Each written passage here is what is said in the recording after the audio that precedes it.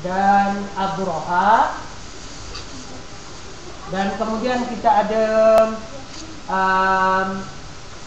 nikmat atas orang-orang Quraisy, nikmat kepada orang-orang Quraisy, dan juga kita ada surah Al-Ma'un.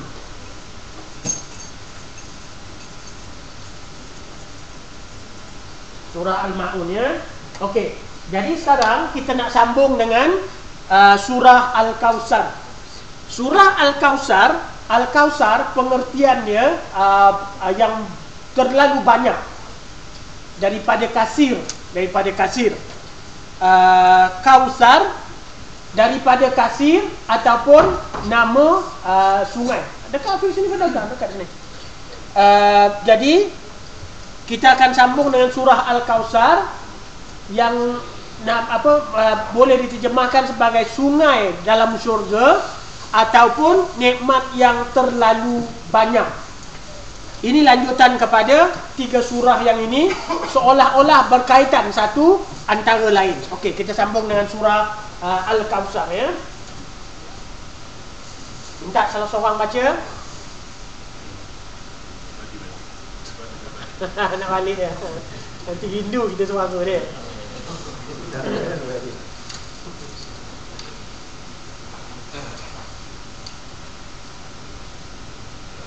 Surah Al-Kautsar, sungai di syurga. Surah Makkiyah, surah ke-108, 3 ayat. Sesungguhnya kami telah memberikan kepadamu nikmat yang banyak, maka dirikanlah solat kerana rohmu dan berkorbanlah. Sesungguhnya orang-orang yang membencimu dialah yang terputus. Okey, lagi sekali.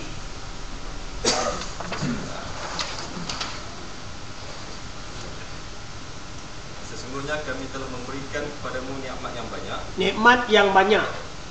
Jadi cuba kita fikirkan, ya. Cuba kita fikirkan sejak daripada kita kecil, berapa banyak nikmat yang Allah dah beri pada kita.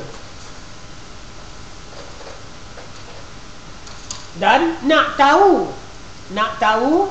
nikmat Allah pada kita, kita bandingkan dengan orang yang tak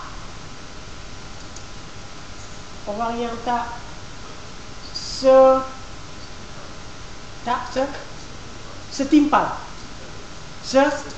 setara, tak seuntung, tak bernasib baik macam kita. Contohnya, kita ada 2 tangan. Ada orang yang tangan dia cacat. Kita ada 2 mata dan kita boleh tengok dengan 2 mata. Ada orang mata 2 juga, tapi sebelah tak nampak. Mata 2, sebelah tak nampak.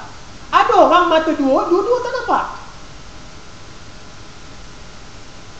Dan kita ada tangan kuat, perut sehat, kaki hebat. Okey, contoh saja. Dalam satu sekolah kita dulu, berapa orang yang masuk universiti? Kawan-kawan kita sekolah dulu yang kita tahu dapat masuk universiti. Mungkin dalam kelas kita ada 40 orang dulu.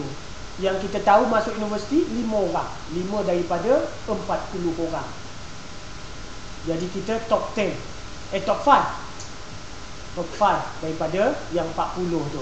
Yang lain tu kita nampak sekarang masih jumpa dengan kayu basikalnya lagi, dengan jual air kat tepi meniaga tepi-tepi jalan. Kita bernasib baik. Cuba bandingkan dengan orang Filipina, bandingkan dengan orang dekat Afghanistan, dekat orang Palestin, dengan orang dekat Mesir sekarang, dengan orang dekat Libya sekarang ni. Itu di antara nikmat yang Allah beri terlalu banyak bagi kita. Dan Allah kata, oleh kerana itu hendaklah kamu beribadat kerana Allah. Fasolli li rabbika, fasolli li rabbika wanhar. Daripada fasolli ni gabungan daripada fa campur dengan solli. Solli ni fi'il amar. Solli ni fi'il amar daripada solla. Fa maka. Maka oleh kerana itu, oleh kerana nikmat Allah terlalu banyak, kalau kamu tak percaya, fikirlah.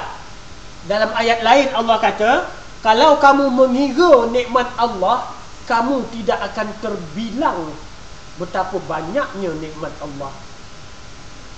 Maka hendaklah kamu bersembahyang.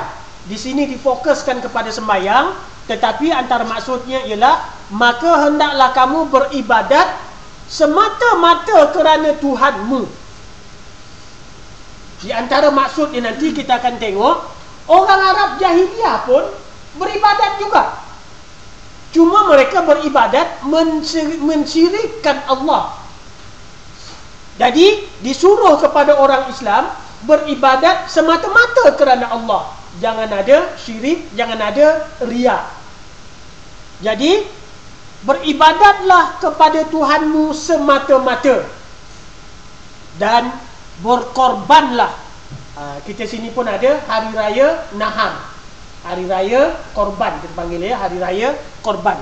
Wanhar ni har ni pun fi'il amar, suruhan. Dan berkorbanlah kamu, dan berkorbanlah kamu. Sebab itu di sini bila kita teringat nikmat Allah pada kita, bila sampai hari raya haji, cukup keperluan kita anak beranak paling kurangnya 3 hari raya, campur satu hari raya, campur hari tasyrik. Yang selebihnya kalau cukup untuk berkorban, hendaklah kita berkorban. Sunat muakkad bagi tiap-tiap satu keluarga satu korban.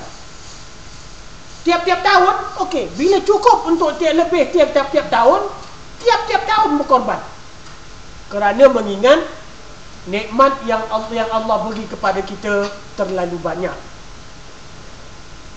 Jadi berkorban ni satu sunat muakkad yang dituntut kepada tiap-tiap ketua keluarga. Tiap-tiap ketua keluarga, yang dimaksudkan ketua keluarga tiap-tiap satu rumah. Tiap-tiap satu rumah. Maka hendaklah kamu maka solli, sembayanglah ataupun beribadatlah semata-mata kerana Tuhanmu, dan hendaklah kamu berkorban pada hari raya. Okey, ulang sekali lagi, Madi. Sungguhnya orang yang membencimu dialah yang terputus.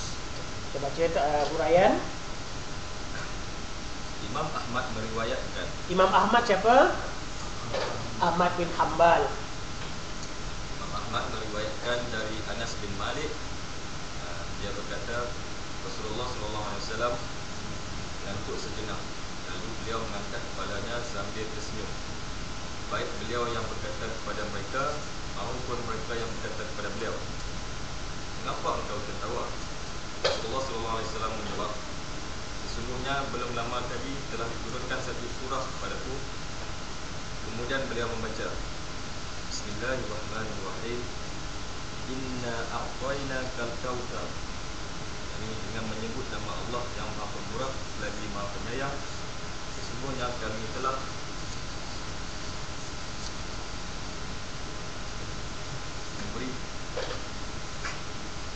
memberikan kepadamu nikmat yang banyak sampai akhir hayat. Sampai tiga ayat yang tadi tu ya, sampai akhir hayat, sampai akhir ayat 1, ayat 2, ayat 3. Okey. Lalu beliau bertanya, tahukah kalian apakah Al-Kautsar itu? Nabi sendiri yang tanya ya. Nabi tanya pada para sahabat yang ada pada masa itu, orang tahu ke Kautsar itu apa? Okey. Mereka menjawab, Allah dan Rasulnya yang lebih tahu. Maknanya tak tahu Rasulullah. Macam itulah maksud dia. Maknanya tak tahu, kita orang tak tahu. Allah dan Rasul saja yang tahu apa itu Al-Kautsar. Sambung. Beliau bersabda, ia adalah sungai yang diberikan Rabbku kepadaku di syurga.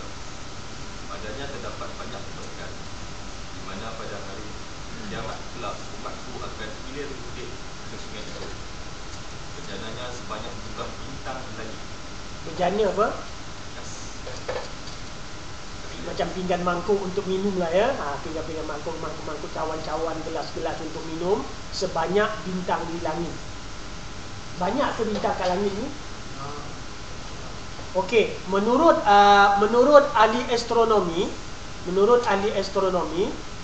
kita je yang tak nampak banyaknya bintang dekat langit. Tapi katanya bintang dekat langit tu cuma kita tak nampak. Tapi banyaknya, dia kata, sebanyak pasir di muka bumi. Sebanyak pasir di bumi, ambil pasir-pasir, bilang satu-satu, sebanyak itulah bintang yang ada dekat langit. Cuma yang kita terlalu jauh sampai kita tak nampak. Terlalu jauh daripada kita sampai kita tak nampak. Yang kita nampak yang paling besar matahari. Banyak lagi bintang yang lebih besar daripada matahari, yang lebih terang daripada matahari. Cuma kerana terlalu jauh, kita tak perasan. Banyak lagi bintang yang lebih besar daripada matahari, yang lebih terang daripada matahari. Tapi kerana terlalu jauh daripada kita. Okay, sambung. Lalu ada seorang hamba dari mereka yang gemetaran. Ada seorang hamba ya, yang lain-lain tu sahabat merdeka. Ada seorang hamba, okay, kerana dia memikirkan surah ini, dia sampai menggigil badan dia.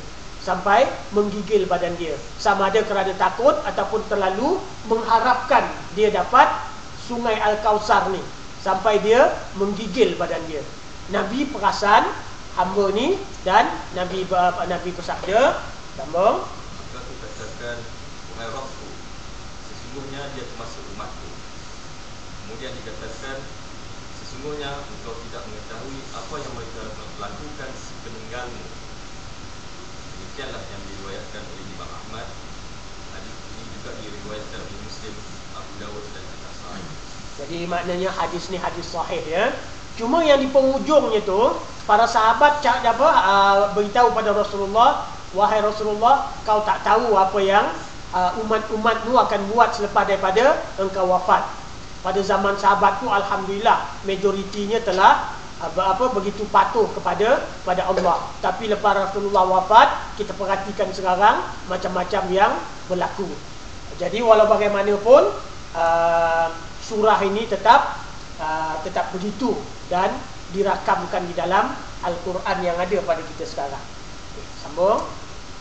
Banyak dari para ahli qiraah yang menggunakannya sebagai dalil bahawa surat ini termasuk surat Madaniyah, dan banyak pula ahli fikih yang menyebutkan bahawa basmalah termasuk dalam surat tersebut dan ia juga diturunkan bersamanya.